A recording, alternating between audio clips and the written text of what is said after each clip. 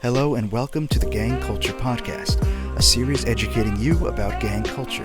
Whether you're listening at home, school, or on the way to work, we hope you can enjoy listening and learn something to share with others. Today we have an extraordinary guest, Diane E. Moss. With over 25 years of experience in training and development, Diane is a highly passionate facilitator and coach based in Wilmington, Delaware. Diane holds a wealth of knowledge as a licensed professional counselor of mental health and a national certified counselor.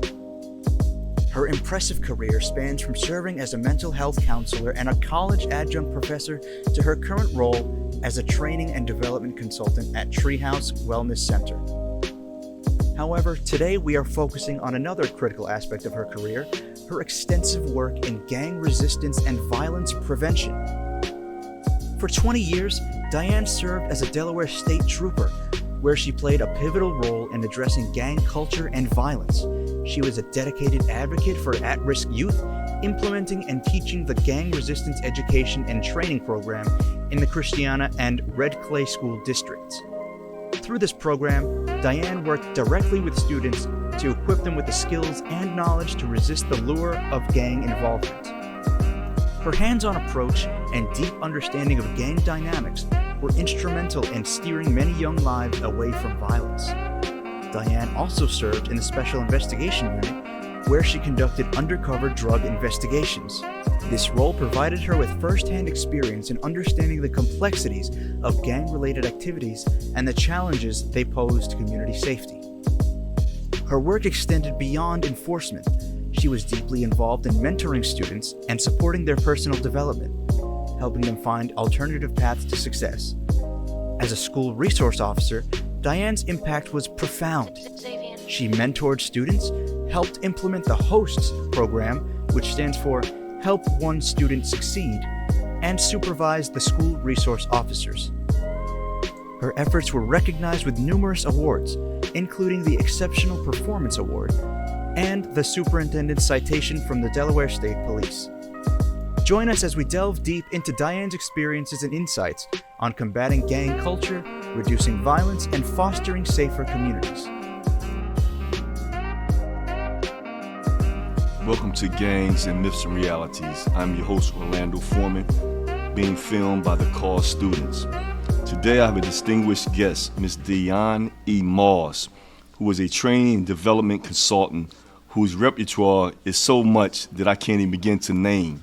So I'm going to let her tell her a little bit about herself, but it's a pleasure having you. Welcome, Ms. Moss. Thank you very much, Orlando. Nice to be here. Thank you for coming to us. So, gangs, myths, and realities. When I was reading your resume, I saw that you've done almost everything. You actually made me embarrassed to think that I've had a job. When I looked at your list, it was just, what haven't you done? But the first thing I would ask you is, what motivated you into becoming a training and development consultant? I think once I received my bachelor's and my master's in community counseling, and I started to do some adjunct work at Springfield College at one point, and then I thought about there need to be some quality programs for kids in the city. So Yes. Actually I moved from the burbs into the city, and I started a wellness center. Yes. And I was able to do programs that dealt with family issues like state certified domestic violence programs. Yes. Like if you get a divorce in the state of Delaware and you have kids under the age of 18, you have to take a parenting class so that you understand what kids go through when families split up. Wow, I didn't know that. So that's one of the programs that I used to do, as well as programs in the schools. I've done programs in the Christina, Red Clay, Colonial, pretty much all the school districts with children from the elementary schools Yes. to the middle schools to the high schools. Okay. I was the first school resource officer in the state of Delaware, and I was stationed at Glasgow High School. I went to Glasgow High School back in 1980. Wow. Really? Yes, Yeah, I did. love that place. It was cool. I hated it. So before I go any further, give me a little history of the things that you've done, your accomplishments, the things that you championing? I mean, I looked at your list, it's so long, so just give me the short version of it. Okay, short version was that when I graduated from high school, I went to college for 1 year, but I wanted to go into the Air Force. So I went to college for 1 year, and then I went into the Air Force. I was in the Air Force for 4 years and 2 months, and I left because I got a full scholarship to Mississippi State University to play basketball. Okay. I stayed in Mississippi State University for 2 years, and then I left. I guess it seems like at this point I seem like a dropout. I left this college, then I left this college. Came back to Delaware because my mother lived here. Right. And I grew up in Virginia. So when I got back to Delaware, I got jobs that dealt with electronics, because when I was in the Air Force, I worked in electronics. So when I got back, I was looking at paper one day, and it said, Delaware State Police hiring. And it says, minorities are encouraged to apply. So I said, well, that's two. I'm female, and I'm African American. I'm black. Yes. So I applied. It took about a year to get through because there's so many parts to it. And I was accepted. And I became a Delaware State Trooper. And I retired after 20 years of being a trooper. During that time, I went back to school, and that's when I was able to get my master's degree in community counseling, things of that nature. From that point, from leaving the state police, that's when I started my business, the Treehouse Wellness Center. Yes. And I had it prior to that, but I actually was able to get a brick and mortar later on. Right. To try to basically do some programs. Like I said, the state certified programs were ones that were offered in the center, as well as counseling was offered for the kids in that nature. So kind of like fast forward a little bit, I did that, and I also kind of like ran a restaurant. I was the chef. Jack of all trades, I see. And so I did that, and I continued to work. And then I worked for Children's and Families First, and I became a functional family therapist there. So that was quite interesting. I was continuing to work with kids and families and that nature. And then after that, I applied for the job at Howard Votech High School of Technology as a legal support service instructor. What does that entail, if I may ask? Basically, it's a criminal justice class, but it's a class geared toward students that are interested in like firefighting. The APCO certification out of that career shop is the 911 operator, right, which we have a shortage of. So that's the certification that they get out of the legal support services. They also can be lawyers or FBI agents or anything like that, or counselors, social workers. Yes. It's kind of like a whole, I guess, eclectic group of things that comes out of that career field. I think that's quite interesting. So let me ask you this. As a counselor, what are some of the behaviors that you have witnessed working within the schools? Have you noticed an increase in gang activities? That's a good question in the sense that at certain developmental stages, you see certain behaviors. For example, trauma can look like someone has ADD or ADHD. Yes. So smaller kids might not be able to sit still, because they don't sit still anyway, because they're supposed to be moving around at that time. But they might be also exhibiting things like crying a lot, coming in with possibly some bruises and things like that. You might see the kids today, I'm seeing a lot of mental health issues, like a lot of depression, anxiety, stress.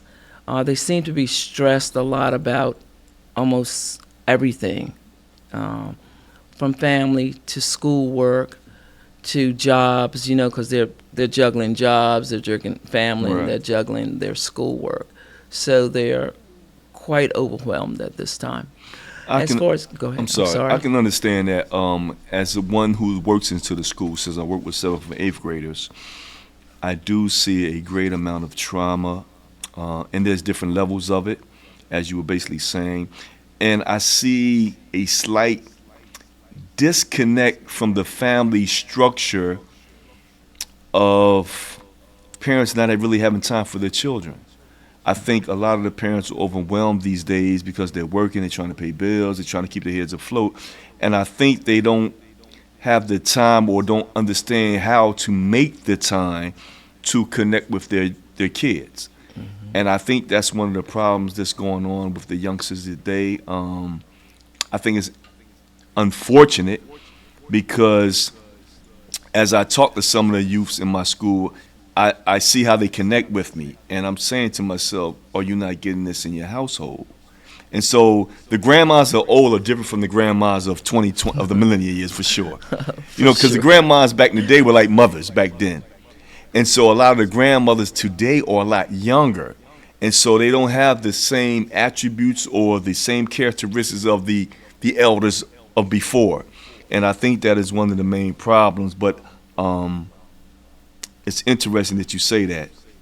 So let me ask you this question. Was there a specific incident that got your attention of the youth in gangs?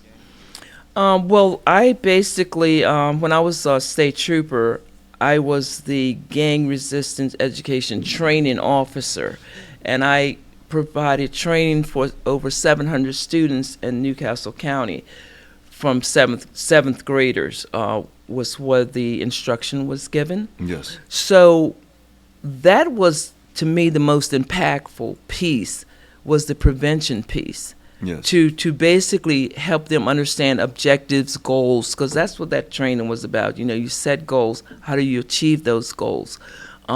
Peer pressure, all of those things that sometimes cause kids to lean toward getting involved in gangs. Yes. Let me ask you this question. How would you say teachers and parents can seek help if they suspect their kids are in a gang? I think a good place to start would be to let the schools know. Yes. Because there's a lot of resources inside of the schools that sometimes parents aren't aware of that can actually help them navigate this difficult experience that they're having right there. Because to have your kid be involved in something that could possibly lead to his or her death is not something that a parent wants to be able to just not do anything about, Yes. So I think starting at the schools, also starting, if you have a faith or, something that you believe higher than yourself, right? Reach out to those organizations and things. I think we need every organization possible, to be honest. And I think the parents of the millennia can't be afraid to have these type of conversations with their kids. Things have changed. I remember growing up, I'm quite older, and those weren't conversations that my parents had about being in gangs. Right, exactly. And so things have changed, and I think parents can't be afraid. And I think parents can't be afraid to be hands-on. I think it's very important that parents be hands-on in these days because you need to know what your kids are doing. You need to know who their friends are. So I remember when I was young, going out and going to my friend's house, and my mother calling to the house, and I'm embarrassed. And I'm like, why is my mom calling? I'm only around the corner. She says, I need to know where you are in case something happened. And I did not understand the significance of that statement back then until I got older. Absolutely. Until I became a parent. And I realized it's their duty, it's their job to know where you are. It's their right to know where you are. And I think that parents have to be more hands-on if they're going to have a better connection with their kids. That's just my opinion. I totally agree with that statement because the number one thing that kids want is basically the admiration of their parent looking at them and saying, I see you, right. I appreciate you, and I want to help you in any way that I can. But like you said, a lot of parents had kids sometimes young. Yes. So it's difficult to teach someone something you don't know yourself. Absolutely. So a lot of reason why we've lost a lot in families is because a lot of the things that you learn, like there should not steal, kill, and all those things, kind of like those things. Yes. So if you don't have someone trying to set some type of moral values for you, then you start to create your own. Right. And kids, obviously, the brains have not matured enough to be able to think so abstractly. They're basic concrete. Yes. To a certain point. And so I think that parents have to understand that they are the ones that have to guide their creation. They created their children, so they have to guide them. And to do that, it has to be hands-on, like you said. No doubt. No doubt. For sure. What if a student was in a gang and wished to leave? How would you approach that situation? Well, first of all, I would need to know what the initiation was to get in the gang, Yes. what the rules are, because you don't want to advise someone to do something that's going to get them killed. Absolutely. So first, I would have to deep dive and see exactly what they are into. Yes. Because sometimes they don't even know what they're into. No You doubt. ask them, I'm in a gang. Okay, what? Well, Yeah. So What does they that don't consist know. of? Yeah, What they does that don't look know. like? I know. So I would do some deep diving into trying to find out what's going on, and then of course, obviously, let the parents know. Yes. Do you have any personal stories from your career where you were involved in helping a gang identify a student? I'm trying to recall. I know I've talked with numerous kids that have been affiliated with street gangs or things like that, but I can't reflect on anything that pops into my mind right Okay. now. Throughout your career in administrating policies and procedures, give me one policy and one procedure you would change and why. And that might be a hard one. And I had an answer, Well, that's a good thing. but then you told me hold it, and it went somewhere. It went somewhere. That's understandable. So, no, I'm trying to think. I think that if I had to think about the gang culture, Yes. I think that I would go back to the policy of prevention, Yes. and I would start in 5th grade, because there are now 5th graders that think that they're in some type of gang. Right. So when I did it, it was at 7th grade. But now I feel that it needs to be at a younger age to tell kids exactly what it looks like so they know when they see it. When I used to do the training and things, and I had film and all of that, I used to ask the kids, I said, if you were shot in the street, do you think your mom would be there and pick you up and try to help you? They were like, yes. I said, what do you think your gang members are going to do? They're probably going to run Right. and leave you laying there in the street. So is that family really your family? Right. So those type of things. And I think those are the questions. I think those are the scenarios that we need to share and plant in our youth's minds and heads. I think they may have a misconception of what, like you're saying, what a gang is. And, so we go back to gangs and we think that there are a lot of young men and young women who join gangs for various reasons. Some looking for to be accepted. Some looking for the love that maybe they're not getting at home. Some looking for to feel like they're somebody. Yes. And so I think that and this is where the parents and the adults have to come into play, where we can show those examples without being in a gang. Of that you mean something, that you are somebody, Right. But we have to show it in a positive way. And I think we're losing our way in sharing that with them. And so they seek the gangs in the streets and they try to become something they have no knowledge of and understanding. And I'm anti-gang, although the program is based on sharing information, allowing people to make choices and decisions. But I just know that from everything that I've learned, I've been around Crips, I've been around Bloods, I've been around Latin Kings, I've been around Aryan Brotherhood, unfortunately. Mexican mafia and things of that nature. Yeah. And I've seen the structure, and I've seen how many people have been abused. I've seen how many people have been killed. I've seen how many people who really don't have the full knowledge of what they're getting into because they're so keen with being a part of something without doing their research. And so, and then with some gangs, you know, you bought your sneakers, you bought you some clothes, make you feel the things that you're not getting on. Because remember this, a lot of these kids or students are coming from dysfunctional households. They come from households that they may not have a lot. And so what happens when a gang member says, oh, I got you, little homie. Let me buy you a pair of sneakers. So now you're caught up very easily because the little materialistic things are persuading your thought process, which is at a bare minimum. And so I think that we have to find a way to show this. We have to have a way to share this, and we have to have a conversation. Can't be afraid of this conversation because it's a very serious conversation that needs to be had. Absolutely. Something you said about, like, you know, the members might buy you something. We need to teach our kids that you're not getting something for free. No doubt. I might buy you this, but now I want you to do this for me. And kids that are so young, they do not understand that what they're getting ready to do could possibly change their life forever. Yes, yes. So. Yes. What if education of gangs is to continue in schools, how should it be implemented? I believe now, because I do believe in the G.R.E.A.T program, gang resistance education training. However, I think they need to make it so that retired police officers can deliver the program, that you don't have to be an active police officer to get that program in the schools, Right. so that it's part of the curriculum. You know, the G.R.E.A.T program was a 13-week program. Yes.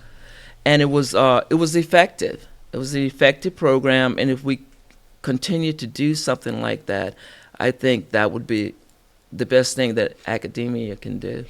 I honestly think that with the school systems being the way they are, with the youth being the way they are, I think that we should have, part of the curriculum should be a conversation about gangs.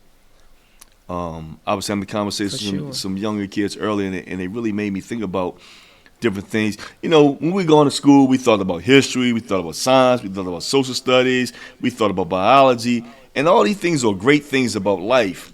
But in 2024, these kids have a whole different outlook on life. Life is actually different for them.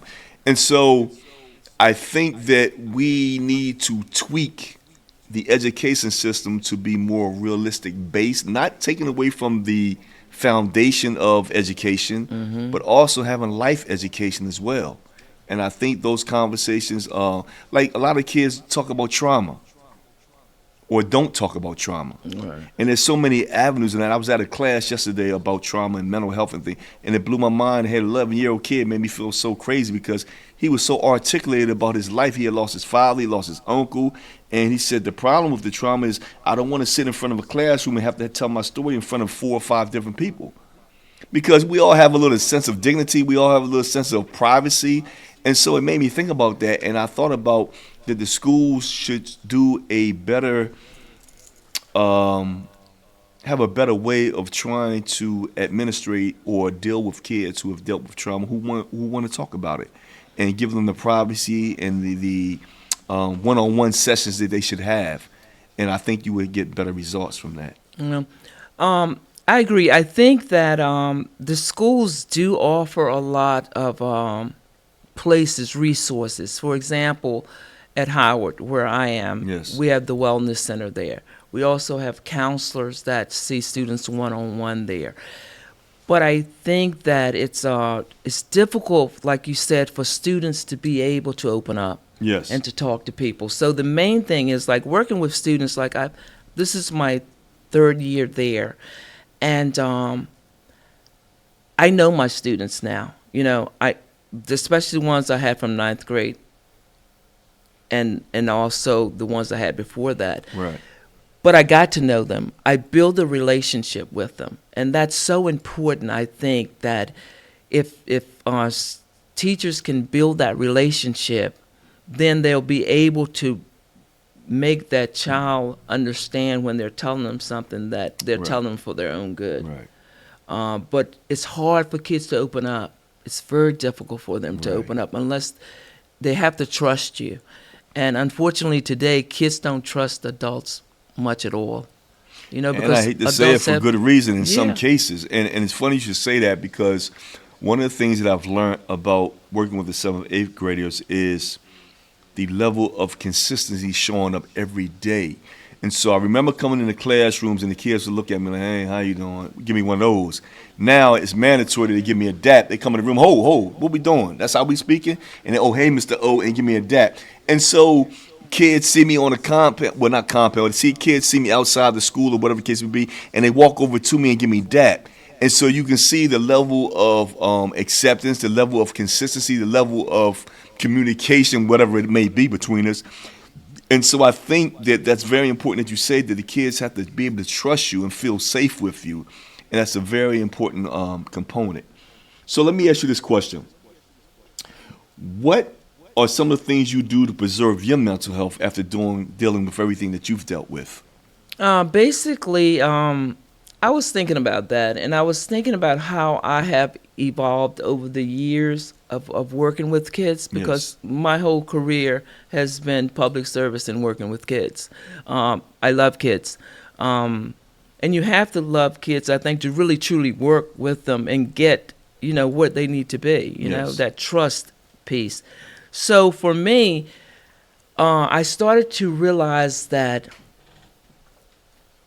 I can only do one thing at a time. Yes. And if I help one kid, that's one kid, I have to be happy with that. So I don't take a lot of things home and say, this, if I had done this, maybe this would have happened. Right. I feel that I give 100% when it comes to kids. So I feel that, not that I don't make mistakes, because I do, but I try to do what I say I'm going to do. If a kid asks me something and I tell them I'm going to do it, I try to make sure I do it, because I know they've been disappointed so many times by adults saying they're going to do something and they don't do it. Right. So they're expecting you to be the same way. Yes. And so that's one of the things that my mental health, I feel pretty good about it right now, which is good. But I kind of learned to balance things in life. I think as I got older, I learned to balance better. And I think that's a good thing, because we don't live in a perfect world and we don't deal with perfect people. And so in dealing with life, we're going to have a lot of ups and we're going to have a lot of downs. And I think you have to find that medium to keep your sanity, So on my job, we talk about self-care. I think that's very important, that one does self-care, because I can't help you if I can't help myself. Absolutely. And so I think that is very important. It's been a pleasure having you here. This is very enlightening. So I do have another question. Many kids struggle with mental health, and teachers and staff teach gang culture with a trauma-informed approach. What do you think that would look like? So a lot of kids struggle with mental health, right? How can teachers work with them about mental health and also kind of infuse the gang culture within that about the trauma? Okay. And that's a heavy question, because one of the parts about trauma with gang members is that a kid might be in a situation where they lose their life or get shot, and they don't realize how it affects the family structure, the mother. I was shot in 1995, and I didn't really give thought until many years later how it would affect my mother, until I had conversations with her. And so imagine a mother seeing her son on a gurney, and the doctor's basically saying to her, man, we got to get your son in surgery because we don't think he's going to make it. And so we don't think about these things when we're ripping and running out in the street, when we're doing what we're doing, not realizing that we expose our families to possible violence or just the emotional trauma that they go through. So, Yeah, so the vicarious liabilities, I guess, from trauma affects quite a few people. As a teacher, when someone has been affected by trauma, it could be loud noises. Yes. It could be screaming, yelling. So you really want to keep your voice at a low tone. Like Yes. you don't want to be all exaggerated over here, gregarious and stuff like Right. that, because you could trigger someone. I think that it's a good idea for first people to be trained how you work with people with trauma, because that's all a technique. You just can't start to practice and teach if you don't understand what trauma looks like Right. and how it appears. So I think to train teachers exactly what trauma might look like in a kid is a start for what we need to do as educators, Right. to be able to better meet the kids where they are. And I think one of the things about being a teacher also is not being afraid to say, I don't have the answer. Let's Absolutely. let's reach out and see what we can come up with. Because I think one of the problems that some people make is always trying to have the right answer. We can't always have the right answers. Absolutely. And so we can't be afraid to reach out and say, well, you know what, guess what? We're going to find somebody else that can help us. And I think that may soften the blow, because then I think a child or a student may say he cares or she cares. You know what I mean? Or they're not perfect, but they're willing to fight. They're willing to struggle to try to get an answer. And I think that's very important. So let me ask you this question. If there was any parting statement that you would like to make to our youth out there about the gang activity, gang life, and as you know, gangs, myths, and reality, what would it be that you would want to share with the families, the adults, and the students? What would you like to share? First, I would like to say, for the kids, if you have someone in your family that you trust, talk to them. Tell them if you're in a gang or you're in a situation that you feel uncomfortable with, Yes. go to that trusting adult that you have, whether they're blood or not. Go to them and tell them. And what I would say to parents is, be aware of where your children are. Have conversations with them. Go into their rooms, sit down and talk to them. And that only gives you a chance to look around the room, but you're also in there with your kid, because kids hide things. So you need to be a vigilant parent to make sure that your kids are safe. Yes. I think that's probably it. Well, that was a lot of it that you gave me. I really appreciate you taking your time out your busy schedule. Like I said, I'm amazed at all your accomplishments, and I applaud you for everything you do. And I appreciate the work that you do at Howard High School, Votech School. It's a pleasure getting to meet you. It was a pleasure interviewing you. And please come back again to Gangs, Myths, and Realities. And don't be a stranger, please. Thank you so much, Orlando. Thanks for having me here, and thanks for the work that you're doing. I'm trying. For the Thank you, community. and thank you. It's a pleasure meeting Once again, Gangs, Myths, and Realities. Another episode, and we'll see you the next time.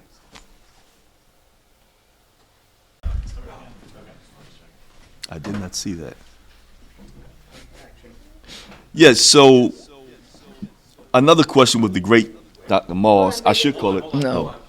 She's not a doctor. Miss Moss. No. Miss Moss, okay. Yeah. All right.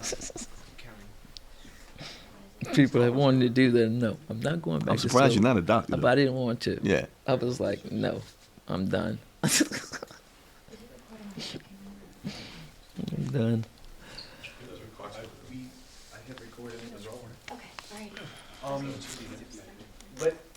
Let the director do Yeah, their thing. there we Whoever go. the director is, sorry about that. Is this rolling? Yes. Oh, yeah. Only one more. No, do you have a card? We're rolling, right? You know what's crazy? I don't, but I'm going to give you my I know, email. projectors. I know. There's a really cool thing, too. Let me see if I still have it. That you can create your own Oh, yeah? digital card. Huh, on I'm not top. even. Yeah. So Miss Moss, I have a question. What role do females usually hold in gangs? It's changed. There are some actually gang members, female gang members, that are high up in the organization. Yes. It used to be a time when gang members, female gang members, were sexed in sometimes, Yes. Yes. and now it's more like they're beat in. Mm. It's not as much as of that, because I had an opportunity to speak with an ex-gang member female, and I was asking those questions Right. because I remember back in the 80s and 90s, it was that for the female Right. members, but now it's starting to be kind of like the males. And one of the crazy statistics I saw recently was that the amount of women joining gangs was increasing crazy. Like, it blew my mind when I saw the numbers. Are there different types? What are the differences in types of crimes committed by female gang members compared to male gang members, if you know of any? Right now, they're absolutely the same. And I would think so. In essence, you know. Yes. It's unfortunate, but that's exactly what you kind of like could see society kind of going that way, because girls started to imitate the males. Yes. And it's continuing to go that way. Are there any challenges or obstacles for women that face in the gang culture? Well, there's always kind of like a disadvantage for females in this world, you know, because there's so many things that can happen, and it can Yes. happen to males too, but females are usually not as strong as male victims are. So there's a lot of things that are quite different for females when they try to get in a certain position. You still have to think about, can you hold yourself? Right. What are the consequences for women who want to leave or distance themselves from the gang? Is it basically similar to the guys? Well, kind of similar, because this one young lady I was speaking with, it was almost like you had to pay somebody to kind of get you out of the game, or Right. try to keep you a little bit protected. It's kind of quite intricate now. Wow. Yeah. How do women typically gain respect or status within a gang? Would you say women can gain status in the gang? Absolutely. I think they gain status by using things like possibly crimes that are being committed, you Right. know. I'm not going to list any type of crimes because I don't want to, you know, glorify Right, glorify, anything. of course. So I just think by the levels of crimes that they might commit could possibly be an up in the gang. Okay. Are there any stereotypes or misconceptions about women in gangs that you would like to address? It's not the way it used to be. I mean, it's more almost like even in sense of some of the things that the girls are doing. Can you give me an example of something like that? Well, you know, stealing the car, Right. maybe shooting somebody, Right. things like that. Wow. That's interesting. It's frightening and interesting at the same time. Well, once again, I want to thank you for your input. I want to thank you for the abundance of information that you've shared with us, and just allowing us to know a part of you and sharing some of the things that you've done. It's been a pleasure being here to interview you. Well, I don't want to say interview, having a conversation with you. I like that Yes, conversation. a conversation, and I appreciate it. And I welcome you back to our next episode, whenever that may be. Feel free to come. Thank you very much, Ms. Moss. Thank you. Thank you. Once again, Gangs, Myths, and Realities. Until our next episode, see you next time. This has been the Gang Culture Podcast, brought to you by The Cause and produced by the youth of The Cause production crew. Produced by Scott Michaels and Dennis Finicaro. Program manager is Darby Putney Vashes. Video and audio edited by Louis Navarrete. Hosted by Orlando Foreman. Thank you for listening. Stay tuned for a new episode dropping next week. Please don't forget to leave us a review wherever you're listening.